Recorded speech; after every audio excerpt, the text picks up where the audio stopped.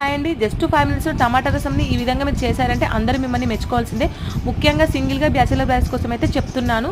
Side dishes ఏమీ లేకపోయినా కూడా మొత్తం అన్నం ఈ రసంతోటి తినేస్తాం. అంత బావుంటుంది. చేసుకోవడం కూడా చాలా సింపుల్. మీకు కావాల్సిన టమాటాలు తీసుకొని ఫ్రెష్‌గా కడిగేసి ఈ విధంగా ముక్కలుగా కట్ చేసుకొని మునిగేంత వరకు వాటర్ పోసేసి కొంచెం చింతపండు వేసి టమాటాలని మెత్తగా ఉడికించాలి. ఇప్పుడు స్టవ్ ఆఫ్ చేసి టమాటా వాటర్‌ని ఒక బౌల్‌లోకి తీసుకోవాలి. టమాటాలని మిక్సీలో వేసుకొని కొంచెం సాల్ట్ వేసి ప్యూరీలాగా పట్టుకొని, ఆ ప్యూరీని ఒక బౌల్‌లోకి తీసుకొని టమాటా వాటర్ ఇందులో పోసి కలిపి పక్కన పెట్టేసుకోవాలి.